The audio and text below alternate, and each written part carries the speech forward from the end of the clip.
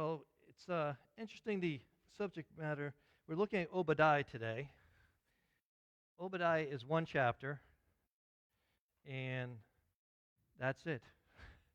And of course, with Obadiah, we're actually know little about him. Seems like this is an ongoing theme in the minor prophets. We know almost nothing about him.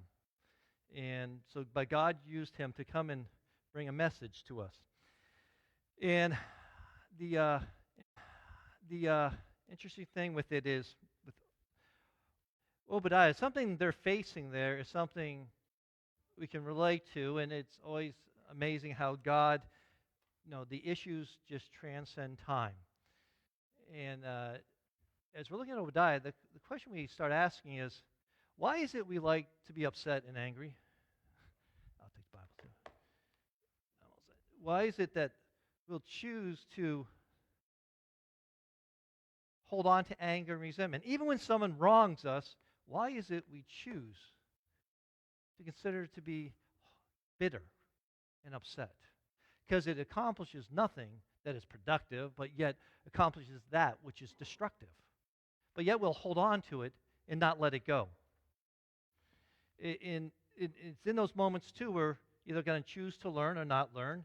And Obadiah is truly a testimony to what happens when you decide to hold on to something and not let it go, and the destructive the results it will have in our life. The results it will have in our life. Now, with Obadiah, I'm going to read from verse 1 to about verse 16. I had a different Bible I read this week, so it's trying to remember where I left off. And so this is going to be the setup of what is happening. This is the vision of Obadiah. This is what the sovereign Lord says about Edom. We have heard a message from the Lord. An envoy was sent to the nations to say, "Rise and let us go against her for battle. See, I'll make you small among the nations. You'll be utterly despised. The pride of your heart has deceived you. You will live in the clefts of the rocks. You'll make your home on the heights. You'll make your home on the heights. You who say to yourself, who can bring me down to the ground? Though you soar like eagle and make your nest among the stars, from there I will bring you down, declares the Lord. If thieves come to you, if robbers in the night, oh, what a disaster awaits you. Would they not steal only as much as they wanted? If grape pickers came to you, would they not leave a few grapes? But how Esau was ransacked, his hidden treasures pillaged. All you allies will force you to the borders. Your friends will deceive and overpower you. Those who eat your bread will set a trap for you, but you will not detect it. In that day, declares the Lord, will I not destroy the wise men of Edom, men of understanding of the mountain of Esau. You warriors, O Teman, will be terrified, and everyone in Esau's mountains will be cut down in the slaughter. Because of the violence against your brother Jacob, you'll be covered with shame. You'll be destroyed forever. On the day you stood aloof while strangers carried off his wealth and foreigners entered his gates and cast lots for Jerusalem, you were like one of them.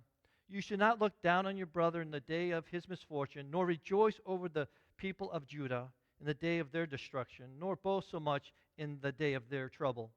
You should not march through the gates of my people in the day of their disaster, nor look down on them in their calamity in the day of their disaster, nor seize their wealth in the day of their disaster. You should not wait on the crossroads to cut down their fugitives, nor hand over the survivors in the day of their trouble. The day of the Lord is near for all nations. As you have done, it will be done to you. Your deeds will turn upon your head. Just as you drank on my holy hill, so all the nations will drink continually. They will drink and be as they had never been. But on Mount Zion will be our deliverance. Now, if you first read this, it may not say, well, what is going on, or why is this important? How does this relate to us? But to understand this verse, you have to go back, because it talks about Esau a couple of times. It talks about the Edomites. It talks about Jacob. So what does that have to do with anything? Well, you have to go back to Esau and Jacob. See, Esau and Jacob were twin brothers. Esau is the eldest, twin brothers. Esau is the eldest, Jacob's the younger. Their father is Isaac, the mother's Rebekah. Esau is born, and he's called Esau because he's all red and hairy, and you figure they'd find a better name for him. And so these two are brothers, and there's a lot of sibling rivalry going on.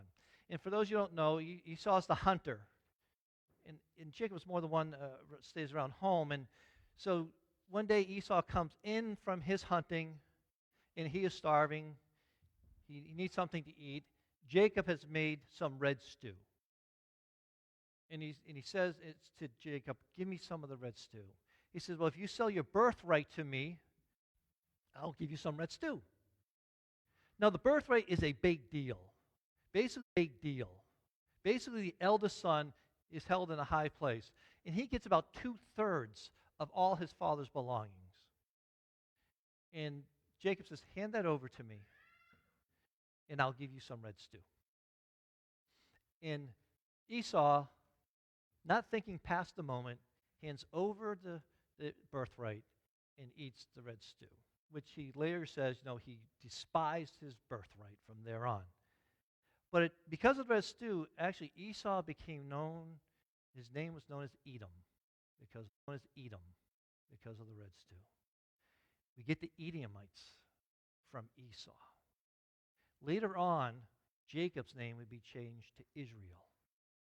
Israel and the Edomites are brothers, and they should be brothers. But the issues with each brothers did not stop there, because later on Jacob would deceive his father to get the blessing. Now, the blessing is a wonderful thing. The father tended to give before he died. It's a blessing from God, and the blessing is like, you will be served.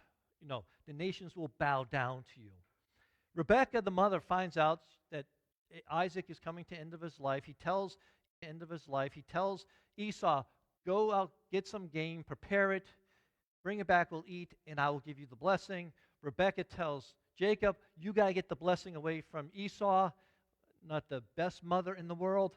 And so they kill a lamb, or a goat, they put the hair on Jacob because he has smooth skin. Esau has hairy skin. He says, no, my father will know I'm not Esau. So he puts the hair on him, and he puts dirt on him because Esau smells like the earth, which makes me think, what did this man look like? This is what you have to do to look like him. And so Jacob comes into his father and says, oh, I've got your meal. And he says, oh, that's the voice of my son. That's the voice of my son Jacob.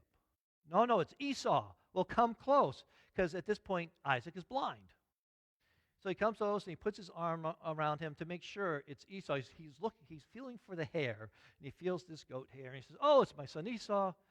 And so they eat the meal, and Isaac gives the blessing of the firstborn to Jacob. He deceives his father into getting the blessing. When Esau comes back, Father, here I am. He goes, I already gave the blessing. He said, yeah, but Jacob made you think it was me.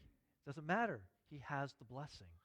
He's like, well, can't you give me some kind of blessing? The only blessing I can give is you'll serve your brother all the days of his life. No, you'll be less than him. The ground will be difficult. No, this is his blessing.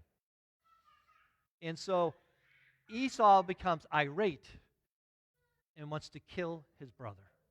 And he decides, I want my brother dead.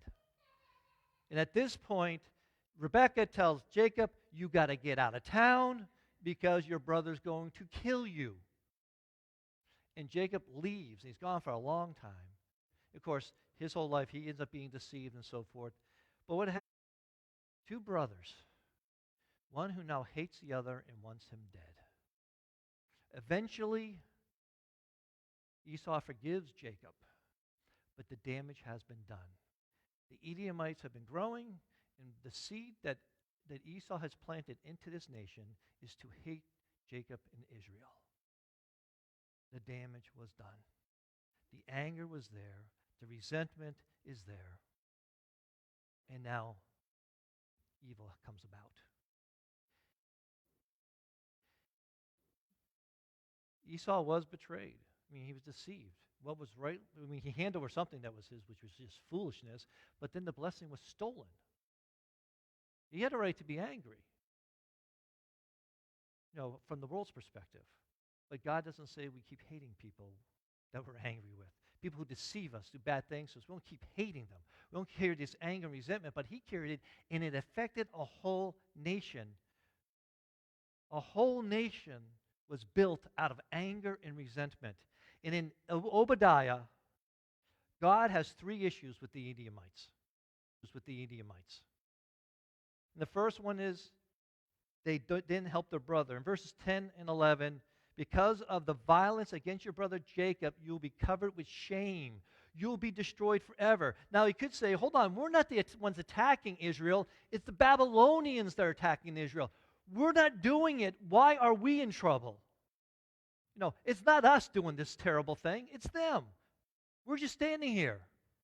In verse 11, he says, on the day you stood aloof while strangers carried off his wealth and foreigners entered his gates and cast lots for Jerusalem, you were like one of them.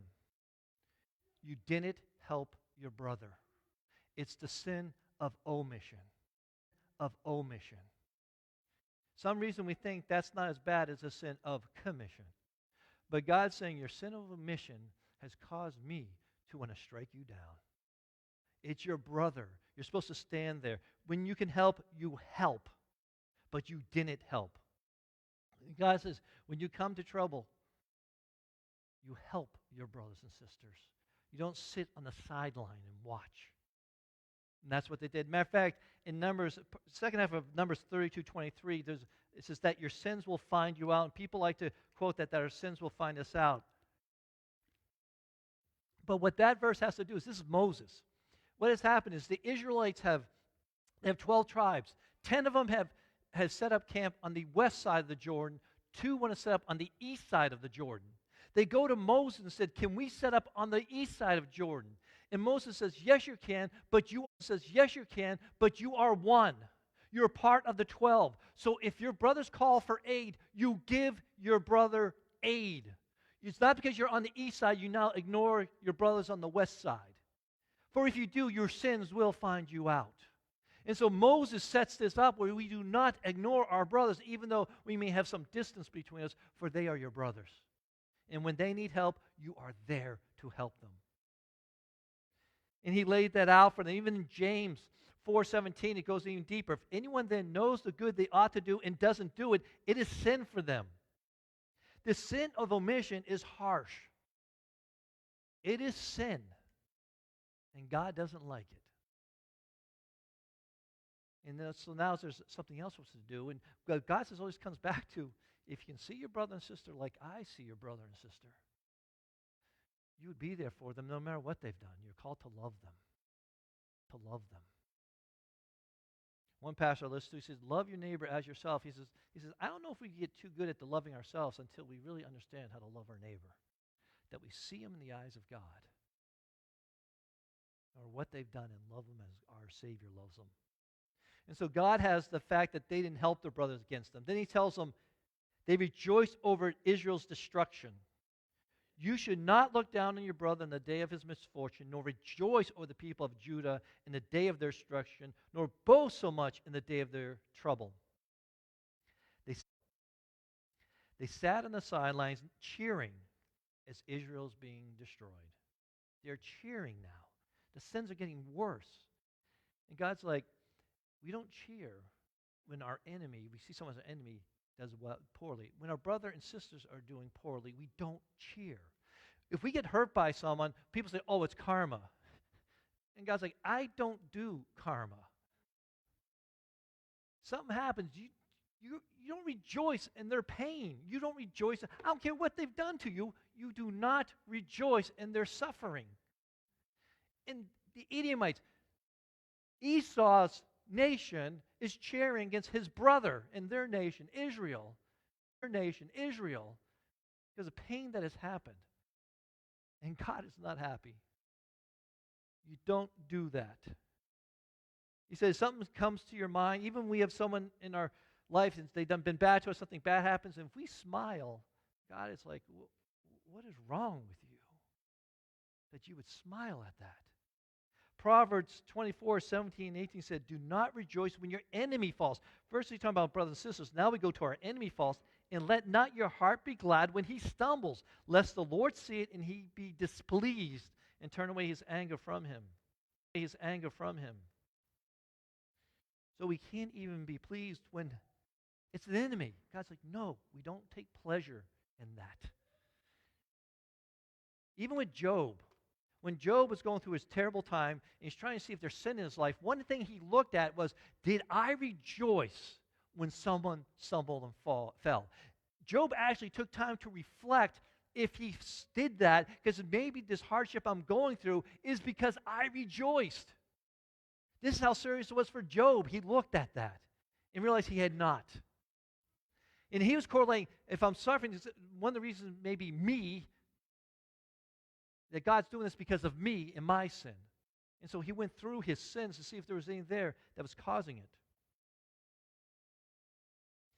The third one was selfishness took over and they plundered Israel. Verse 13, you should not march to the gates of my people in the day of their disaster, nor look down on them in their calamity in the day of their disaster, nor seize their wealth in the day of their disaster. Babylonians, after they defeat Israel, comes through and they loot them. They take all their stuff. And the Edomites follow right behind them, picking up all the stuff that the Babylonians didn't pick up. So not only they rejoiced, did not help her brother, they rejoiced in their hardships, and now they're looting them. I mean, I'm wondering, did they step over bodies that were not dead yet and totally ignore them? And this anger and this resentment and jealousy has done nothing but bring the worst out of them. The Edomites have just embraced sin. And in verse 18, God's justice falls. The house of Jacob will be a fire, and the house of Joseph a flame. The house of Esau will be stubble, and they will set it on fire and consume it. There will be no survivors from the house of Esau. The Lord has spoken. I was listening to a Christian historian. He said, do you know, in 70 A.D., the Romans attacked Israel. They tore down they destroyed the temple. He said, in that moment, the Edomites came to the side of Israel. There was only 20,000 left. The Romans encircled the Edomites and burned them to death. And the nation was gone. God's word came about. 500 years later, his word came about. The Edomites, it was too little, too late. And people said, well, God should be more merciful. God was merciful. And Scripture tells us he'll show mercy to who he wants to show mercy. But all along, the Edomites had options and choices to honor God, to glorify God, but they kept with self. They held on to their anger. They held on to the resentment. And that guided their life instead of God. As God gave them options, they didn't take it. But we are people who truly do love payback. Become popular. Gladiator. Payback. Like Ocean's 13. Payback. We enjoy a good payback movie. And God is telling us, I'm going to give you a blessing. You don't have to worry about payback. You don't have to worry about justice. You don't even have to worry about getting angry and upset. I'll take care of that. That's in my camp. So that's one less thing you have to worry about in your life, is justice and payback. You can just forgive and let it go. So that's less thing for you to worry about. But we hold on to that which God tells us to let go of. We hold on to that which God says, I'm in charge of. That's my job. You know, and justice will happen when I decide with justice. We know this time happened. It was about 550 BC when Obadiah was given this word. It took to 70 AD. But when you are eternal, like God, there is no time. It'll happen when he's ready for it to happen. God's like, you don't need to see it. You don't even need to know about it. The fact that you've left it with me is sufficient. This is a tough one for us to not let go. And when we're upset, when people don't do what we think they should do, when they don't behave the way we think they should do, when they don't run things the way we think we should do it. All this anger builds up, resentment. Then people talk to each other, and they'll actually start talking about the person they're upset about. And other people will talk about the person they're upset about. Then they'll start agreeing how terrible that person is, even though the person is a child of God, who God says, I love dearly. But because of the anger and the resentment and the hurt, we'll start talking and talking to tear the person down, I guess to try and lift ourselves up. And God sits there, you think I'm upset with them? I got a problem with you. But they did me wrong. Yeah, but I got a problem with you. A story I heard about was from John Bevere, who was a